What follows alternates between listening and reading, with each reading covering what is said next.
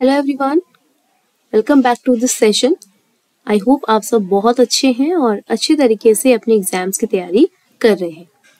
Students, हमने previous lectures में organisation behaviour के बेसिक्स और साथ ही साथ ऑर्गेनाइजेशन स्ट्रक्चर, लीडरशिप थ्योरी, ये सारे के सारे टॉपिक्स अच्छे से रिवाइज किए हैं। इस वीडियो में हम मोटिवेशन थ्योरीज के ऊपर डिस्कशन करेंगे और क्विकली उनको रिवाइज करेंगे। चलिए फटाफट से रिवाइज करते हैं। ये सारे क्वेश्चंस हम लोगों ने सॉल्व कर लिए थे, ठीक है, और हमने लीडरशिप थ्योरीज भी सीख ली थी। सो आई होप यहाँ पे तक आपने जो भी चीजें रिवाइज करी हैं वो आपको अच्छे से क्लियर हैं। और अब के इस लेक्चर में हम मोटिवेशन थ्योरी को क्विकली रिवाइज करेंगे। सो स्टूडेंट्स, अगर मैं मोटिवेशन की बात करूं, सो मोटिवेशन का क्या मतलब होता है? जब आप किसी पर्सन को इन्फ्लुएंस कर रहे हैं, किसी पर्सन को आप इन्फ्लुएंस कर रहे हैं। इन्फ्लुएंस तो लीडरशिप में भी होता था, हाँ, लेकिन जो लीडरशिप है ना वो एक इंटरनल फैक्टर है, सॉरी एक्सटर्नल फैक्टर है। लीडरशिप आप किसी बाहर से किसी पर्सन को इन्फ्लुएंस कर रहे हैं, बट मोटिवेशन जो होती है ना ये इंटरनल फैक्टर है। ये एक ऐसा माइंड गेम है जिसमें आप किसी पर्सन को कुछ बातें बोलते हैं, वो पर्सन खुद से अपने आप चीजों को लेकर मोटिवेट होता है, अपने टास्क को लेकर मोटिवेट होता है, ठीक है ना। सो यहाँ पर मोटिवेशन जो है वो आप फाइनेंशियली भी दे सकते हैं किसी अपने एम्प्लॉय को, ठीक है। फाइनेंशियली अगर आपको अपने एम्प्लॉय को मोटिवेट करना है तो फॉर एग्जांपल आप उन्हें बोनस दे रहे हैं, है ना, या फिर आप उन्हें कुछ इंसेंटिव्स दे रहे हैं, ठीक है।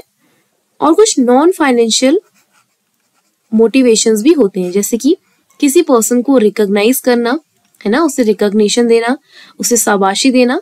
सो ये सब क्या है? ये है मोटिवेशन के बारे में और कितने कैसे कैसे मोटिवेशन दी जा सकती है, ठीक है। अब अगर मैं बात करूं मोटिवेशन थ्योरी की, सो मोटिवेशन थ्योरी जो हमारे पास है एक्चुअली में इसे हमने दो पार्ट्स में क्लासिफाई किया है। कौन कौन से हैं वो दो पार्ट? सबसे पहला है content theory, content based theory. अच्छा, कंटेंट बेस्ड थ्योरीज क्या होती है? बेस्ड थ्योरीज होती हैं जो आपकी नीड के ऊपर डिपेंड करती हैं, मतलब ऐसी थ्योरीज जिसमें आप नीड से जो अराइज होती हैं, ठीक है। अगर आपको किसी चीज की जरूरत है तब आप मोटिवेट हो रहे हैं। वहीं अगर मैं दूसरी टाइप की बात करूं तो दूसरी आती है आपकी प्रोसेस थ्योरी। अब प्रोसेस थ्योरी क्या है? सो प्रोसेस थ्योरीज वो मतलब वो थ्योरीज होती हैं जिसमें आप कुछ स्टेप्स इन्वॉल्व करते हैं, ठीक है, कि पहले आप ये करेंगे तब जाके आप दूसरे स्टेप पे पहुंचेंगे, फिर थर्ड पे पहुंचेंगे, है ना, इस तरीके से। सो सबसे पहले हम कंटेंट बेस्ड थ्योरी में देखते हैं। सबसे पहली फेमस जो आप थ्योरी जानते हैं that is Maslow hierarchical need theory, या फिर मैं कहूं मैस्लोज नीड हायरार्किकल थ्योरी, ठीक है। सो यहाँ पर इन्होंने 5 लेवल्स हम लोगों को बताए हैं, दैट इज फिजियोलॉजिकल, यानी कि पहले आपको बेसिक नीड्स पूरी करनी है जैसे कि फूड एंड शेल्टर।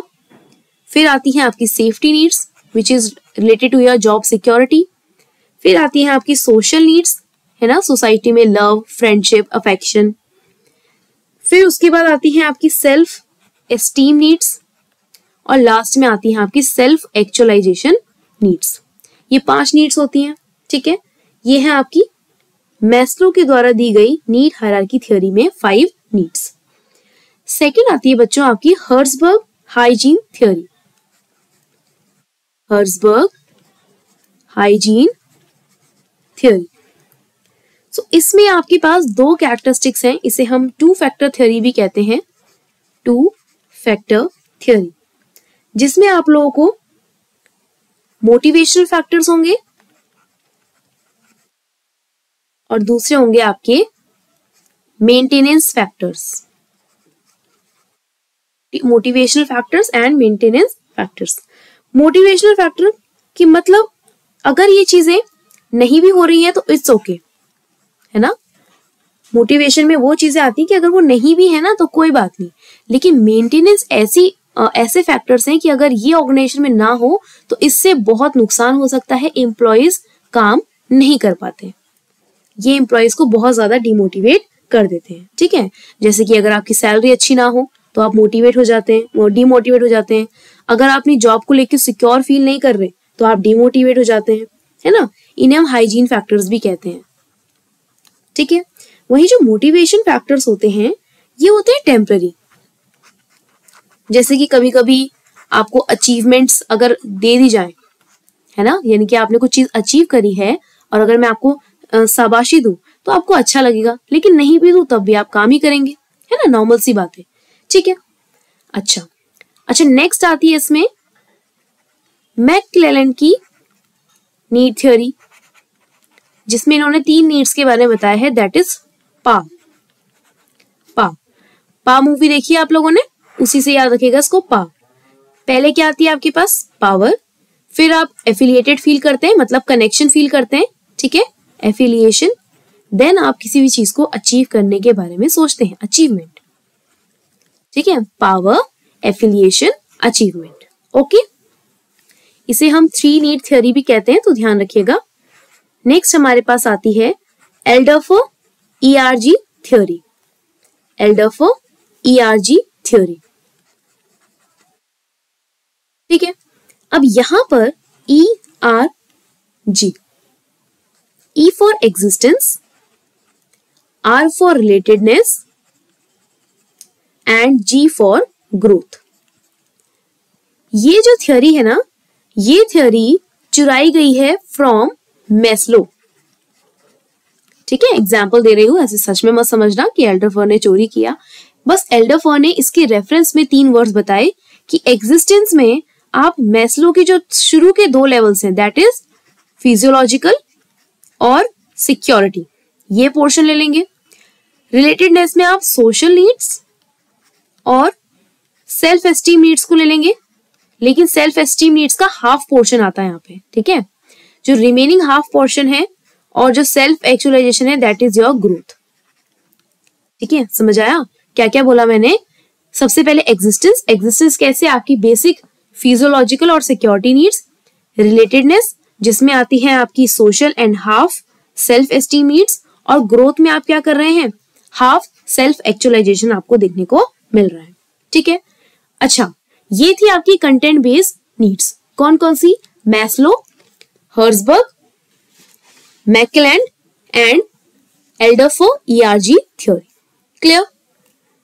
सो ये 4 थ्योरीज हैं। I hope content based theories आप समझ चुके हैं, जो नीड बेस्ड थ्योरी होती है, जिसमें आप नीड की बात करते हैं कि आप कोई चीज कर रहे हैं, उसका कारण क्या है ना। अब जो दूसरी थ्योरी है, that is process based theory. So process based theory में हम पढ़ते हैं कि कैसे स्टेप्स हम फॉलो करते हैं, मतलब क्या क्या प्रोसेस होता है जिससे हम समझ पाते हैं कि हम अपनी नीड्स को कैसे सेटिस्फाई करें, ठीक है, कैसे हम खुद को मोटिवेट करें। ओके, सो चलिए बात करते हैं प्रोसेस थ्योरीज की। सो प्रोसेस थ्योरीज नाम से पता चल रहा है, देखो स्टेप बाय स्टेप में चीजें होंगी, ठीक है। सो सबसे पहले आती है आपकी प्रोसेस बेस्ड थ्योरी में व्रूम्स एक्सपेक्टेंसी थ्योरी। व्रूम नहीं है, व्रूम एक्सपेक्टेंसी थ्योरी, ठीक है।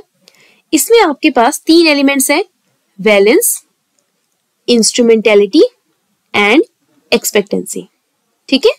V for valence, I for instrumentality, ठीक है, एंड E फॉर एक्सपेक्टेंसी, ठीक है। वैल्यूएशन मतलब है कि कोई रिवॉर्ड, ठीक है, वैल्यू फॉर रिवॉर्ड। फिर है आपकी इंस्ट्रूमेंटेलिटी, मतलब परफॉर्मेंस, और फिर है आपके एफर्ट्स। मतलब पहले आप क्या करते हैं, किसी काम को करने के लिए एफर्ट्स डालते हैं, फिर उसे परफॉर्म करते हैं और आपको एट द एंड रिवॉर्ड मिलता है। सो यहाँ पे खुद को मोटिवेट करने के लिए एक स्टेप बाय स्टेप प्रोसीजर है। पहले आप एफर्ट डालेंगे कि चलिए ये काम करते हैं, जैसे आप लोग अभी एफर्ट डाल रहे हैं कि चलिए रिविजन सेशन देख लेते हैं। फिर आपने परफॉर्म किया, मतलब आपने एक्चुअल में रिविजन सेशन देखा। फिर आपको इससे रिवॉर्ड क्या मिला कि आपकी अच्छे से तैयारी हो गई और आप एग्जाम में कॉन्फिडेंट होकर जा रहे हैं, है ना। सो ये है आपकी vroom expectancy theory, VIE theory भी से कहते हैं, सो ध्यान रखिएगा। अच्छा, इसके बाद सेकेंड थ्योरी आती है आपकी self determination theory. Self determination theory, self determination theory क्या कहती है, जो आपको इंटरनल मोटिवेशन देती है। ठीक है, इसमें आते हैं 3 एलिमेंट्स, क्या क्या है? Competency, autonomy and R for relatedness. ठीक है, यानी कि कॉम्पिटेंसी, पहले आप खुद से ये बिलीव करते हैं कि हाँ हम काम करने के लिए कॉम्पिटेबल हैं, ठीक है, हम काम कर सकते हैं, हमारे अंदर कॉम्पिटेंसी है। ऑटोनॉमी, खुद जिम्मेदारी लेते हैं आप। रिलेटेडनेस, फिर उस चीज को रिलेट करते हैं कि कैसे अब आप कॉन्फिडेंट बन रहे हैं किसी भी टास्क को करने के लिए। ठीक है, समझ आया? तीसरी थियरी आती है इसमें बीएफ स्किनर का अप्रोच। बीएफ स्किनर अप्रोच, या फिर मैं ऐसे कहूं रीइंफोर्समेंट थ्योरी। इसमें 2 चीजें हैं, पॉजिटिव और नेगेटिव। पॉजिटिव रीइंफोर्समेंट मतलब अगर आपने कुछ अच्छा काम किया, ठीक है, बहुत अच्छा काम किया तो मैं आपको रिवॉर्ड दूंगी। वहीं अगर आपने कुछ गलत काम किया तो मैं आपको पनिशमेंट दूंगी। मतलब मैं नहीं दे रही हूँ आपको पनिशमेंट, मुझे पता है आप सब बहुत अच्छे स्टूडेंट्स हैं, अच्छे से पढ़ाई कर रहे हैं, है ना। सो रिवॉर्ड और पनिशमेंट, ठीक है, यहाँ पर 2 अप्रोच देखने को मिलती है। इसके बाद हमारे पास एक और थियोरी आती है जो कि है हमारे पॉटर एंड लॉलर मॉडल। कौन सा model? Potter and Lawler model. ये थियोरी मिलती जुलती है आपकी व्रूम की तरह, व्रूम की तरह। ठीक है, पहले आप क्या करते हैं? एफर्ट्स, फिर आप परफॉर्म करते हैं और एट द एंड आपको क्या मिलते हैं? रिवॉर्ड्स मिलते हैं। ठीक है, एफर्ट्स, परफॉर्मेंस, रिवॉर्ड्स, और फिर जब रिवॉर्ड मिलता है तो आप बहुत सेटिस्फाइड फील करते हैं, है ना। सेटिस्फाइड फील करते हैं ना, संतुष्टि मिलती है। ठीक है, सो यहाँ पर सबसे बड़ा एलिमेंट क्या है? एफर्ट। पहले आपको एफर्ट डालना है, आपको 1% चीज करनी है जो आपको 100% सेटिस्फेक्शन देगी। ठीक है, समझ आया? सो यहाँ पर एक और लास्ट थियोरी हमारे पास होती है, that is Adams equity theory. Adams equity theory ये कहती है कि जब भी किसी एम्प्लॉय को जैसे पेमेंट होती है तो यहाँ पे 3 केस आते हैं। एक आता है आपका ओवरपेड, एक आता है आपका अंडरपेड, एक आता है आपका इक्विटी। ओवरपेड का मतलब है कि आपको जो आउटकम, ये जो रिजल्ट्स मिल रहे हैं, आपको ज्यादा पेमेंट हो रही है जितना आपने इनपुट डाला उससे ज्यादा। ये तो बहुत अच्छी सिचुएशन है ना, खुश हो जाते हैं हर कोई। लेकिन फिर भी कोई लोग गिल्टी भी हो जाते हैं, गिल्टी फीलिंग होती है, ध्यान रखना। अच्छा, नेक्स्ट आती है आपकी अंडरपेड इक्विटी। अब अंडरपेड इक्विटी क्या है? भाई हमने बहुत मेहनत लगाई थी, है ना, हमने बहुत मेहनत की थी, लेकिन हमें इनपुट उतना नहीं मिला। इनपुट ज्यादा था लेकिन आउटपुट मेरा कम था। इक्विटी मतलब सेटिस्फैक्शन, यानी कि जितना मैंने इनपुट डाला था उतना ही मुझे आउटपुट मिला, है ना। अगर मैंने कम पढ़ाई करी थी तो मुझे मार्क्स कम मिले, अगर मैं ज्यादा पढ़ाई कर रहा हूं तो मुझे ज्यादा मार्क्स मिलेंगे, है ना। समझ रहे हैं आप इस चीज को? तो फिर आपको भी अच्छे से मेहनत करनी है, ठीक है, अपना बेस्ट देना है और बिल्कुल भी थॉट्स नहीं लाने एक्स्ट्रा, सिर्फ पढ़ाई पे ध्यान दीजिए लास्ट टाइम पे, है ना। सो ये है बच्चों हमारी मोटिवेशन थ्योरी। मैंने पहले ही कहा आप मेरी हैंडराइटिंग को ध्यान मत दीजिएगा, सिर्फ और सिर्फ आप रिवीजन पे ध्यान दीजिएगा कि आपको कैसे इन दोनों थ्योरीज को अच्छे से समझना है। ठीक है, क्लियर बच्चों? चलिए, अगर आपको ये सारा पोर्शन अच्छे से क्लियर हो गया है तो मैं आपको इसके कुछ एमसीक्यूज मैंने ऐड किए हैं वो करवा देती हूँ, जिससे आप थोड़ा समझ पाएंगे और अंडरस्टैंड कर पाएंगे कि क्या आप रेडी हैं, आपको थ्योरीज अच्छे से समझ आई हैं या नहीं, या आपको और ज्यादा थोड़ी सी मेहनत की जरूरत है ना। चलिए स्टार्ट करते हैं question. So which of the following is a content theory? अभी मैंने आपको बताया 2 थ्योरी है, कंटेंट एंड प्रोसेस बेस्ड। भाई कंटेंट थ्योरी को पहचानना थोड़ा आसान है क्योंकि ये कम है ना, नीड पे बेस्ड है, ये बहुत ही कम थ्योरीज है। तो बताइए कौन सी थ्योरी है? अच्छा, Maslow need hierarchy theory, Vroom's expectancy theory, Herzberg's 2 factor theory, McClelland acquired need theory. अच्छा यहाँ पे ना नॉट हट गया, वही मैं सोचूं सारी थ्योरी तो मुझे कंटेंट थ्योरी लग रही है। आप भी सोच रहे थे कि अरे मैम अभी तो बता, ये क्या गड़बड़ हो गई, नॉट हट गया यहाँ से। ठीक है, इनमें से कौन सा सामरिक सिद्धांत नहीं है? नहीं है, ठीक है। अब तो बता देंगे आप फटाफट से, अब तो कोई कंफ्यूजन नहीं है। चलिए ma'am, Maslow need hierarchy theory तो हमारी कंटेंट थ्योरी होती है। यस बच्चे, very good. Vroom's expectancy, ma'am expectancy तो हमने पढ़ा था VIE, ये तो हमने प्रोसेस बेस्ड में पढ़ा था। हाँ जी बिल्कुल, सो ये आपकी कंटेंट थ्योरी नहीं है। हर्ट्जबर्ग टू फैक्टर थ्योरी भी कंटेंट थ्योरी है। मैकलेलन की थ्योरी भी आपकी कंटेंट थ्योरी है। सो ऑप्शन नंबर बी आपका करेक्ट आंसर होगा, जो बताएगा कि भाई व्रूम्स एक्सपेक्टेंसी थ्योरी आपकी प्रोसेस बेस्ड थ्योरी है, ना कि कंटेंट बेस्ड, है ना? समझ आया? वेरी गुड, बहुत इंटेलिजेंट बच्चे हैं। Question number 22, dash is the set of forces that energise, direct and sustain behaviour. ऐसा कौन सा ग्रुप है जो आपको एनर्जाइज फील कराता है, आपको डायरेक्शन देता है और आपके बिहेवियर को सस्टेन यहाँ पर करता है, ठीक है। सो देखिए, क्योंकि हम मोटिवेशन पढ़ रहे हैं तो ऑब्वियस सी बात है कि मोटिवेशन की बात यहाँ पर हो रही है, जो हमें एनर्जाइज करता है, हमें डायरेक्शन देता है और हमारे बिहेवियर को सस्टेन करता है, ठीक है। So option number A motivation आपका करेक्ट आंसर होगा। एक्सपेक्टेंसी नहीं आएगा, एम्पावरमेंट नहीं आएगा, सोशलाइजेशन नहीं आएगा। Question number 3, according to Frederick Herzberg, dash are elements associated with conditions surrounding the job. Job के साथ इन फैक्टर्स को हमें एसोसिएट यानी कि जोड़ना चाहिए। कौन से फैक्टर्स हैं वो? देखिए 4 फैक्टर्स लिखे हैं। हर्ट्जबर्ग की आपको टू फैक्टर थ्योरी याद हो अगर, अभी मैंने आपको बताया। अच्छा पहले तो मुझे बताओ कंटेंट बेस्ड है प्रोसेस बेस्ड थ्योरी है? मैम कंटेंट बेस्ड थ्योरी है। Very good. चलिए अब मुझे बताइए कि कौन से 2 फैक्टर की बात कर रहा है ये? मैम ये तो यहाँ पर एक तो हमारे पास थे मोटिवेशनल फैक्टर और एक थे हमारे पास मेंटेनेंस फैक्टर, ठीक है, मोटिवेशनल फैक्टर्स और एक थे आपके पास मेंटेनेंस फैक्टर्स। सो कौन से एलिमेंट्स हैं जो कंडीशंस सराउंडिंग द जॉब, यानी कि जॉब के साथ ऐसी कंडीशंस जिनके होने से आप मोटिवेट फील करते हैं और ना होने से बहुत ज्यादा डिमोटिवेट फील करते हैं, ठीक है। सो देखिए मेंटेनेंस फैक्टर थे यहाँ पर, जिसको हमने हाइजीन फैक्टर भी कहा था।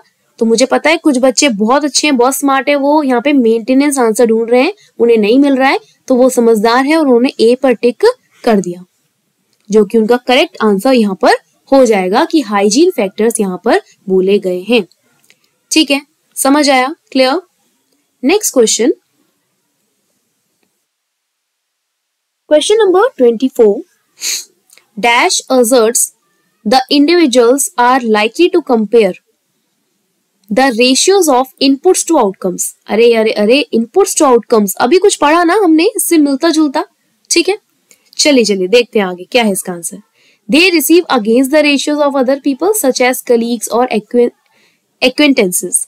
अपने colleagues के साथ कंपैरिजन कर रहे हैं, एक्वेंटेंसेस के साथ कंपैरिजन कर रहे हैं कि भाई इन्हें इतना पेमेंट मिला है, मुझे इतना कम मिला है, या इसे कम मिला मुझे तो ज्यादा मिल गया, खुश हो रहे हैं। कौन सी थ्योरी में हमने बात की थी? हमने एडम्स की थ्योरी में बात की थी, अभी यही वाले पॉइंट की। सो इक्विटी थ्योरी आपका करेक्ट आंसर होगा ऑप्शन नंबर बी, जहां पर कभी आपके आउटकम ज्यादा है तो इनपुट कम है, इनपुट आउटपुट बराबर भी हो सकते हैं, कहीं पर ऐसा है कि इनपुट ज्यादा है तो आउटपुट कम है ना, इस तरीके के points. Question number 25, the basic components of dash are efforts, performance and outcomes, यानी कि मैं कहूं रिवॉर्ड्स। किसमें देखे थे हमने ये पॉइंट्स? जल्दी बताइए। Basic components, effort, performance and outcomes. So ma'am अभी हमने जब व्रूम एक्सपेक्टेंसी की बात की थी, सो वहां पर हमने इन पॉइंट्स को अच्छे से पढ़ा था। सो ऑप्शन नंबर सी हमारा इजी पीजी करेक्ट आंसर बन जाएगा। वेरी गुड, ठीक है। Next is 26 question, theory of achievement motivation was given by whom. Achievement, पा मूवी याद है? पा, पावर, एफिलिएशन एंड अचीवमेंट, ठीक है। किसने दी थी ये? मैम ये तो मैकलेलन ने दी थी। सो ऑप्शन नंबर 2 यानी कि ऑप्शन नंबर बी आपका करेक्ट आंसर हो जाएगा, ठीक है। क्वेश्चन नंबर 26 क्लियर है यहाँ पे तक? वेरी गुड, बहुत ही इंटेलिजेंट स्टूडेंट से हर किसी को आ रहा है। Question number 27, according to Abraham H Maslow's hierarchy of needs, which need is on the bottom among the following needs? Bottom पे कौन सी आती है भाई? बॉटम पे, अच्छा इस तरीके से स्टार्ट होता है ना इसका पिरामिड, पिरामिड बना दिया जाए आप लोगों के लिए। सबसे पहले कौन सी नीड्स आती हैं मैम? सबसे पहले आती है फिजियोलॉजिकल नीड्स, यानी कि आपकी बेसिक नीड्स। ठीक है, वेरी गुड। अच्छा उसके बाद कौन सी नीड्स आती है मैम? उसके बाद आती है सेफ्टी नीड्स। शाबाश। देन मैम हम थोड़ा सोशली इंटरेक्ट करते हैं लोगों से, सोशल नीड्स। शाबाश। उसके बाद सेल्फ एस्टीम नीड्स, और लास्ट में आती है मैम सेल्फ एक्चुअलाइजेशन नीड्स। ठीक है, सो बॉटम पूछ रहा है, बॉटम। देखिए सबसे बॉटम में क्या है ma'am? Physiological needs are at the bottom. So correct answer क्या होगा आपका? Option number A. समझ आया? क्लियर है यहाँ पे तक? हर एक स्टूडेंट को अच्छे से पता चल रहा है? Very good. क्वेश्चन नंबर 28, बहुत अच्छे से रिवीजन कर रहे हैं आप लोगों के काफी अच्छा रिस्पॉन्स है। आई नो, आई अंडरस्टैंड, बहुत ही अच्छा पढ़ रहे हैं आप। Porter-Lawler model is an extension of, porter-Lawler model is an extension of. ठीक है, पोर्टर-लॉलर आपको याद है हमने क्या पढ़ा था? एफर्ट्स, ठीक है, परफॉर्मेंस, रिवॉर्ड एंड लास्ट में सेटिस्फैक्शन। सबसे बड़ा क्या है? एफर्ट है, फिर performance, then reward, then satisfaction. अच्छा ये जो सेटिस्फैक्शन है ये सबसे लास्ट में है, और ये तीनों एलिमेंट्स ऑलरेडी हम किसी में पढ़ रहे थे, हम रूम एक्सपेक्टेंसी में इसको पढ़ रहे थे। सॉरी, हमने ये 3 पॉइंट्स ऑलरेडी रूम एक्सपेक्टेंसी में पढ़े। बट पोर्टर-लॉलर ने क्या कहा? पोर्टर-लॉलर जी ने कहा उसी चीज को अगर मैं थोड़ा एक्सपैंड करूं, व्रूम जी की थ्योरी को थोड़ा एक्सपैंड करूं, एक्सपेक्टेंसी थ्योरी को, तो यहां पर एक और एलिमेंट डाल दीजिए, सेटिस्फैक्शन। तो पोर्टर-लॉलर मॉडल किसका एक्सटेंशन था बच्चों? ये था आपके व्रूम थ्योरी का एक्सटेंशन। ठीक है, next is question number 29, porter and Lawler model of motivation is primary for. किसके लिए बनाया गया था ये मॉडल? स्पेशली बच्चों ये मॉडल स्पेशली मैनेजर्स के लिए बनाया गया था, कि कैसे मैनेजर्स को आप ये चीज सिखा दें और फिर अपने एम्प्लॉयज को वो इसी तरीके से उनसे काम करवा सके। ठीक है, समझ आया? क्लियर है यहाँ पे तक? चलिए next is question number 30, motivation force और level of efforts is not equal to satisfaction and performance is propounded by. किसने बताया था कि मोटिवेशन फोर्स या फिर जितने आप एफर्ट्स लगा रहे हैं ये हमेशा बराबर नहीं है सेटिस्फैक्शन के, नॉट इक्वल। हाँ तो हमने कब कहा बराबर है? हमने तो यहाँ पर ग्रेटर का साइन लगाया था, हमने इक्वल कभी नहीं कहा। हमने क्या कहा कि ये ग्रेटर है। ठीक है, सबसे बड़ा एफर्ट्स है और एट द एंड आपको सेटिस्फैक्शन मिलता है जो कि सबसे स्मॉलेस्ट टारगेट है। सो ये थियरी किसने दी भाई? पोर्टर-लॉलर ने दी थी, जिसने सेटिस्फैक्शन की बात की थी, सेटिस्फैक्शन आया था, है ना? सो ऑप्शन नंबर ए आपका करेक्ट आंसर हो जाएगा। समझ आया? क्लियर है यहाँ पे तक? बहुत ही अच्छा आप सीख रहे हैं, बहुत अच्छे से आप लोग रिवाइज कर रहे हैं, वेरी गुड। ठीक है, चलिए तो चलिए अब management by objectives and management by exception topic को कवर यहाँ पे करते हैं। सो मैनेजमेंट बाय ऑब्जेक्टिव्स का क्या मतलब होता है? देखिए किसी भी ऑर्गेनाइजेशन में मैनेजमेंट होना बहुत जरूरी है ना? अगर आप किसी ऑर्गेनाइजेशन में अपने एम्प्लॉयज को अच्छे से मैनेज कर पाते हैं, अपने रिसोर्सेज को अच्छे से मैनेज कर पाते हैं, है ना, सो वो ऑर्गेनाइजेशन बहुत सक्सेसफुल होता है और ज्यादा अच्छे से आप अपने गोल्स को अचीव कर पाते हैं। ठीक है, सो जब हम बात करते हैं MBO यानी कि मैनेजमेंट बाय ऑब्जेक्टिव्स, मतलब कि आप अपने ऑर्गेनाइजेशन को ऑब्जेक्टिव्स के सहारे मैनेज कर रहे हैं। आप उन्हें टाइम टू टाइम ऑब्जेक्टिव्स दे रहे हैं और उससे आप उन्हें मोटिवेट कर रहे हैं, उसे मैनेज कर रहे हैं, जिससे आपके ऑर्गेनाइजेशन के गोल्स भी अचीव हो रहे हैं। ठीक है, सो यहाँ पर सबसे पहले मैं आपको बताती हूँ, पीटर एफ ड्रकर जी ने 1954 में इस कंसेप्ट को इंट्रोड्यूस किया था। ठीक है, ये इंपॉर्टेंट है आप लोगों के लिए, इसलिए ध्यान रखिएगा।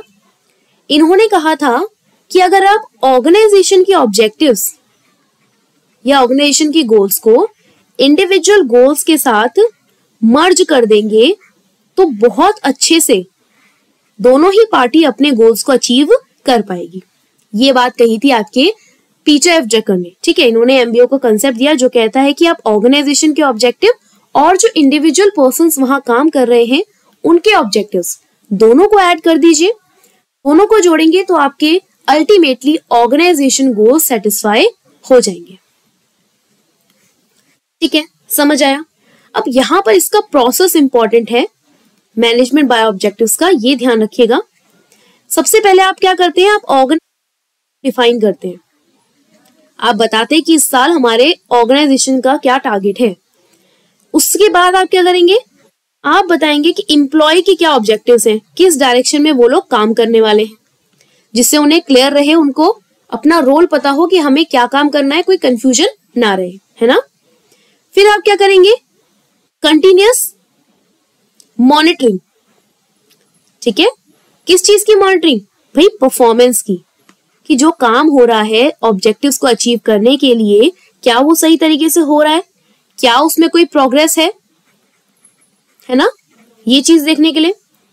नेक्स्ट आप इसके बाद देखेंगे करेंगे परफॉर्मेंस इवैल्यूएशन। परफॉर्मेंस इवैल्यूएशन का क्या मतलब है, परफॉर्मेंस इवैल्यूएशन का मतलब है कि जो टारगेट्स आपने सेट करे थे क्या वो टारगेट्स आपके एम्प्लॉय अचीव कर पाए हैं। अगर कर पाए हैं तो this is well and good, और नहीं कर पाए हैं तो क्या ऐसे कारण थे जिसकी वजह से टारगेट्स अचीव नहीं हुए। This is your performance evaluation. ठीक है, पहले आपने गोल्स बताने ऑर्गेनाइजेशन के, फिर एम्प्लॉयज के ऑब्जेक्टिव्स बताने, फिर उन्हें कंटिन्यूअस मॉनिटर करना है, देन आपको उनकी परफॉर्मेंस को इवैल्यूएट करना है। उसके बाद आप उन्हें क्या देंगे, फीडबैक। ठीक है, आप उन्हें क्या देंगे, फीडबैक। और लास्ट में आप उन्हें रिवॉर्ड देंगे या फिर उन्हें अप्रेज करेंगे उनकी परफॉर्मेंस के लिए। सिंपल, समझ आया। This is your management by objectives. काफी सारी चीजें हैं, वो तो आपने डिटेल क्लासें पढ़ी हैं।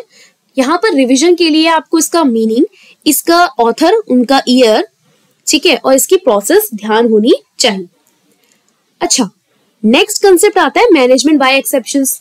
अब इसका क्या मतलब है, सो मैनेजमेंट बाय एक्सेप्शंस का सिंपली मतलब यहां पर है, देखो अगर आपके ऑर्गेनाइजेशन में टॉप लेवल पर, भाई टॉप लेवल पे कौन होते हैं, हमारे बोर्ड ऑफ डायरेक्टर्स होते हैं, सीईओ होते हैं, है ना। मिडिल लेवल पे कौन होता है, मिडिल लेवल पे हमारे मैनेजर्स होते हैं, और सबसे छोटे लोएस्ट लेवल पे कौन होता है, लोएस्ट लेवल पे सुपरवाइजर्स होते हैं। ठीक है, या फिर मैं बोलूं वर्कर्स। अब अगर सपोज कीजिए वर्कर को कोई प्रॉब्लम फेस करनी पड़ रही है, ठीक है, वो प्रॉब्लम क्या है कि वर्कर को ना ये समझ नहीं आता कि अगर ये मशीनरी काम नहीं कर रही तो जो दूसरी मशीनरी है इसे यूज करने का तरीका क्या है। कंफ्यूज्ड है वर्कर, उसे पता ही नहीं चल रहा कि नई वाली मशीनरी को कैसे यूज करें। सो वो यहाँ पर बोर्ड ऑफ डायरेक्टर्स के पास जाके बोलता है, उनका कैबिन नॉक करके, कि सर बताइए जरा ये मशीन कैसे ऑपरेट होगी। सो बोर्ड ऑफ डायरेक्टर्स यहाँ पे गुस्सा हो जाता है और इन्हें कहता है, भाई तुमने मैनेजमेंट बाय एक्सेप्शन नहीं पढ़ा क्या, तुम्हें नहीं पता कि मैनेजमेंट में सिर्फ वही चीजें टॉप लेवल तक पहुंचाई जाती हैं जो बहुत इंपॉर्टेंट हो। ठीक है, जो अननेसेसरी चीजें हैं वो आप आपस में ही सॉल्व कर सकते हैं, लेकिन जो बहुत एक्सेप्शन केस है, सपोज कीजिए किसी वर्कर का कोई एक्सीडेंट हो गया और यहाँ पर इस वर्कर को हमें कॉम्पनसेशन पे करना है, तब आप ये बात बोर्ड ऑफ डायरेक्टर्स को बताएंगे जो कि आपकी कॉम्पनसेशन आपको देगी, है ना। लेकिन ये क्या बात हुई कि सर बताइए ना कि ये मशीनरी कैसे काम करती है, हमें तो ये मशीनरी यूज करनी नहीं आ रही, ये बातें नहीं कर सकते आप। सो मैनेजमेंट बाय एक्सेप्शन क्या कहता है, मैनेजमेंट बाय एक्सेप्शन कहता है कि आप सिर्फ जो एक्सेप्शन चीजें हैं, मतलब जो बहुत ही इंपॉर्टेंट चीजें हैं, अननेसेसरी नहीं है, सिर्फ वही चीजें आपको मैनेजमेंट के पास लेकर आनी है। नहीं तो जो रिमेनिंग छोटी मोटी चीजें हैं उन्हें आप वर्कर्स या फिर आपस में काम कर रहे सब ऑर्डिनेट्स ही सुलझा सकते हैं। ठीक है, this is management by exception. So I hope ये दो टॉपिक्स भी आपको अच्छे से रिवाइज हो गए। बाकी अपने नोट्स खोलिएगा, फटाफट से आप उसमें रिवाइज कीजिएगा। ठीक है, चलिए फटाफट से मैं आपको कुछ क्वेश्चंस यहाँ पे मैंने ऐड किए हैं वो करवा देती हूँ। Question number 31, which of the following are the most popular approach in producing results. अगर आपको बहुत अच्छे रिजल्ट्स प्रोड्यूस करने हैं तो कौन सी अप्रोच को आप इस्तेमाल करेंगे।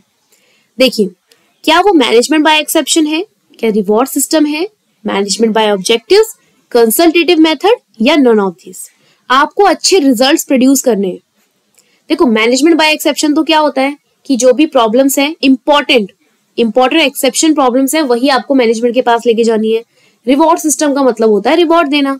मैनेजमेंट बाय ऑब्जेक्टिव्स का मतलब है ऑब्जेक्टिव्स को कंबाइन करना इंडिविजुअल और ग्रुप के, ठीक है, जिससे आप ऑर्गेनाइजेशन गोल्स को अचीव कर सके। कंसल्टेटिव मेथड का मतलब होता है जहां पे आप एक दूसरे से सलाह मशुरा कर रहे हैं, परामर्श ले रहे हैं, ठीक है ना। सो कहा कि अगर आपको रिजल्ट अच्छे प्रोड्यूस करने हैं तो इस केस में आप कौन सी अप्रोच यूज करेंगे। सो बच्चों, यहां पर आप यूज करेंगे management by objectives, MBO। Option C यहाँ पे आपका करेक्ट आंसर हो जाएगा। ठीक है, समझ आया, क्लियर है। Next question, question number 32, management by objectives emphasises particularly in setting goals that are. कैसे गोल्स हमें सेट करने चाहिए बताइए। ऐसे गोल्स जो जनरल है, ऐसे गोल्स जो टेंजिबल है, वेरीफाइबल है या मेजरेबल है, इजी टू अटेन है, easy to create and develop है। कैसे गोल्स MBO को अचीव करने चाहिए जिससे कि आप अपने गोल्स सेटिंग में इस्तेमाल कर सकें। सो देखिए, जो गोल्स जनरल हैं उनके लिए स्पेशल MBO की क्या जरूरत है। जिनकी गोल्स को आप इजीली अटेन कर सकते हैं या जिनको आप इजीली क्रिएट और डेवलप कर सकते हैं, उसके लिए MBO की क्या जरूरत है। आपको गोल्स लेने हैं ऐसे जो स्मार्ट हो, ठीक है, ये हम पढ़ चुके हैं गोल्स वाले पोर्शन में। स्मार्ट, स्पेसिफिक, मेजरेबल, अटेनेबल, ठीक है, R फॉर रिकवरेबल था या समथिंग, कुछ मेरे को याद नहीं आ रहा, ठीक है, T फॉर टेंजिबल, है ना। स्मार्ट ये मैंने करवाया हुआ है आपको, ठीक है। सो ये आप देख सकते हैं। तो यहां पर अकॉर्डिंग टू ऑप्शन आपके पास करेक्ट आंसर क्या बनना चाहिए। ऐसे गोल्स जो टेंजिबल भी हों, जिन्हें वेरीफाई भी किया जा सके और आप जिन्हें मेजर भी कर सके, ठीक है। आपको ऐसे गोल्स को लेना है जिन्हें आप छू सके, टेंजिबल, जो वेरीफाइबल हैं, ठीक है, और जो मेजरेबल है। स्मार्ट, मेजरेबल, अचीवेबल, रेलिवेंट, हाँ ये रेलिवेंट था, और ये था ऑन टाइम, है ना। ऐसे नहीं कि बिल्कुल चल रहे हैं आपके वही गोल्स, अरे भाई कर लेंगे इस एग्जाम को क्लियर, कई साल हैं हम पे, आराम से बैठे रहो, ऐसा नहीं, ठीक है। पर्टिकुलर टाइम के अंदर आपको अपने गोल्स को अचीव करने हैं। सो ऑप्शन नंबर बी है बच्चे आपका यहाँ पे करेक्ट आंसर हो जाएगा। Next is question number 33, MBO is effective way of planning and organising. बिल्कुल ठीक है, MBO is effective way of planning and organising the work. MBO एक बहुत अच्छा इफेक्टिव तरीका है जिससे आप चीजों को प्लान कर सकते हैं, अपने काम को प्लान कर सकते हैं और ऑर्गेनाइज कर सकते हैं। देखो नेक्स्ट कहा, employees participate in setting the objectives. पहला स्टेटमेंट तो बिल्कुल करेक्ट है, नो डाउट, बट क्या एम्प्लॉय पार्टिसिपेट करते हैं ऑब्जेक्टिव सेट में, या फिर एम्प्लॉयर या फिर मैनेजमेंट है जो क्या करता है, ऑब्जेक्टिव्स को सेट करता है। सो यहाँ पर बच्चों ये फॉल्स स्टेटमेंट हो जाएगा, यहाँ पे एम्प्लॉयर या मैनेजमेंट आना चाहिए जो ऑब्जेक्टिव्स को सेट करेगा। Option number C correct answer होगा आपका, that is A is true but R is false. ठीक है, clear. Next question, why has human resource management become very significant in recent decades. So human resource management इतना significant यानी कि इतना महत्वपूर्ण क्यों हो गया है। इंक्रीजिंग प्रोपोर्शन ऑफ वर्कफोर्स में विमेन का जो प्रोपोर्शन है वो बढ़ चुका है, ठीक है, ज्यादा विमेन सब काम कर रही हैं, नेशन जो है पावरफुल हो चुका है, ग्रोथ हो रही है, बहुत ज्यादा स्कोप बन चुका है लेजिस्लेशन डिजाइन का, ठीक है, to protect interest of the working class, revolution in information technology that might affect the work force. So ये सारे पॉजिटिव और अच्छे अच्छे पॉइंट्स दिए है ना। सो इसका इजीली आंसर क्या बन जाएगा, all of these. Correct answer option number E. ठीक है, next question, MBO is suggested by Peter F Drucker in. कौन सी ईयर में पीटर एफ डकर ने इसे सजेस्ट किया था बच्चों, 1954 में। सो ऑप्शन नंबर डी यहाँ पे करेक्ट आंसर है। ठीक है, next is question number 36 which says management by exception is based on. Management by exception किस पे बेस करता है। सो मैनेजमेंट बाय एक्सेप्शन का क्या मतलब है कि आपको सिर्फ इंपॉर्टेंट टॉपिक्स ही मैनेजमेंट को बताने हैं, जो अननेसेसरी चीजें हैं आप उन्हें सिर्फ आपस में सुलझा सकते हैं। सो देखिए, मैनेजमेंट बाय एक्सेप्शन आपको क्या अप्रोच बताता है? Positive attitude towards problem recognition. कुछ कुछ ठीक लग रहा है ना। Negative attitude towards problem recognition, problem आ रही तो उसकी तरफ आप नेगेटिव हो जाओ, बिल्कुल नहीं। Indifferent attitude towards problem recognition, problem सामने आए और हम उसको देख ही ना पाए, इनडिफरेंट हो रहे हैं, मतलब फर्क ही नहीं पड़ रहा, छोड़ो हमें क्या करना, ऐसा अप्रोच नहीं होनी चाहिए। इग्नोरिंग द प्रॉब्लम, प्रॉब्लम को आप इग्नोर कर रहे हैं, दैट इज वेरी रॉन्ग। सो देखिए, अकॉर्डिंग टू ऑप्शन भी आप इजीली आंसर बना सकते हैं। ऑप्शन ए क्योंकि बहुत पॉजिटिव और सच में पॉजिटिव यहाँ पे दिया हुआ है, तो आप इसको करेक्टली इजीली आंसर कर सकते हैं, option number A. Next is management by exception is related to. Management by exception is related to, किससे रिलेट करता है मैनेजमेंट बाय एक्सेप्शन? सो देखिए, ये है टॉप मैनेजर, इसके अंदर 4 लोग काम कर रहे हैं, है ना। फिर यहाँ पर इसके अंदर 4 लोग काम कर रहे हैं। अब इसको देख के बच्चे क्या बोलेंगे, मैम आ गया स्पैन ऑफ कंट्रोल। अरे रुको जरा, रुको बात सुनो मेरी। भाई मैनेजमेंट बाय एक्सेप्शन ये कहता है ना कि अगर ए बी सी 3 अथॉरिटी मेरे पास है, सी को कोई प्रॉब्लम है तो वो बी को आके बोले, ना कि डायरेक्टली ए को। कहाँ पढ़ते हैं आप ये कंसेप्ट? स्केलर चेन में पढ़ते हैं हम इस कंसेप्ट को, गैंग प्लैंक पढ़ा है ना ये कंसेप्ट, वहां पढ़ते हैं, ठीक है। So management by exception scalar chain से रिलेशन में है, रिलेट करता है, स्पैन ऑफ कंट्रोल नहीं है। ये मत सोचना स्पैन ऑफ कंट्रोल आएगा। स्पैन ऑफ कंट्रोल का तो मतलब होता है कि एक पर्सन के अंडर कितने लोग काम कर रहे हैं, मतलब किसी एक इंडिविजुअल पर्सन को अपने कौन से बॉस को रिपोर्ट करना है, ठीक है। सो स्केलर चेन या फिर आप गैंग प्लैंक भी कह सकते हैं, ये आपका करेक्ट आंसर होगा, question number 37। Next is question number 38। Management by exception is exercising control over. Management by exception है, ये किस चीज के ऊपर कंट्रोल रखता है? कॉस्ट, भाई कॉस्ट की तो कोई बात ही नहीं आई, ऑल ऑफ दीज हो नहीं सकता। फेवरेबल या फिर अनफेवरेबल आइटम्स। तो देखिए, अब यहां पर मेरी बात सुनिए, आपको कह रहा है कि management by exception exercising control over, किस चीज के ऊपर कंट्रोल करता है? अच्छा मुझे बताइए, अगर कोई चीज आपके फेवर में है तो क्या आप उसे कंट्रोल करने की जरूरत है? आपके फेवर में ऑलरेडी वो चीज है, ऑलरेडी आपके अकॉर्डिंग चीजें चल रही हैं, तो क्या जरूरत है कंट्रोल की? कंट्रोल करने की जरूरत कब पड़ेगी? जब अनफेवरेबल आइटम्स होंगे, ठीक है। इसलिए इसका करेक्ट आंसर क्या होगा? Option number C. समझ आया? Clear? Question number 39। Which is not a disadvantage of MBE? MBE का डिसएडवांटेज नहीं है, तो क्या पूछ रहा है? एडवांटेज पूछ रहा है ना। This process assume that budget is well designed. ये प्रोसेस अज्यूम करता है कि बजट वेल डिजाइंड है। ये प्रोसेस अज्यूम करता है कि स्टाफ जो है हैंडल नहीं कर सकता वेरिएंसेस। अगर ये पॉइंट हमें डालना ही होता तो ये कंसेप्ट ही क्यों अराइज होता, है ना। This process assume that management attention should be focused on mistakes. गलतियों पे मैनेजमेंट का अटेंशन जाता है। प्रोसेस अज्यूम करता है staff that can handle daily operations, ठीक है। सो यहाँ पे बच्चों ऑप्शन नंबर बी आपका करेक्ट आंसर होगा कि प्रोसेस में अज्यूम ऐसा किया जाता है कि स्टाफ तो वेरिएंसेस को हैंडल कर ही नहीं सकता, वो कर सकता है हैंडल, तभी तो ये एक्सेप्शन का केस दिया है ना, कि जो एक्सेप्शन चीजें हैं वही आप टॉप मैनेजमेंट के पास जाइए, स्टाफ आपस में छोटी मोटी चीजों को इजीली सॉल्व कर सकता है। सो उसके लिए आपको टॉप मैनेजमेंट की पर्सन को परेशान करने की जरूरत नहीं है। Next is last question, question number 40, which is not an advantage of MBE। Advantage नहीं है मतलब क्या पूछ रहा है? डिसएडवांटेज पूछ रहा है, सॉरी डिसएडवांटेज पूछ रहा है, ठीक है। सो ऑप्शंस पढ़ते हैं। The process focuses management time and attention on the most critical issues. बिल्कुल, जो बहुत क्रिटिकल इश्यूज हैं सिर्फ उस पे ही मैनेजमेंट टाइम देगा, ये एडवांटेज है। This process allows staff to handle daily operations as per the business plans independent of management. बिल्कुल, मैनेजमेंट को के ऊपर ना निर्भर रहकर खुद से ही अपने डेली ऑपरेशंस को, प्रॉब्लम्स को, टास्क को कंप्लीट करते हैं।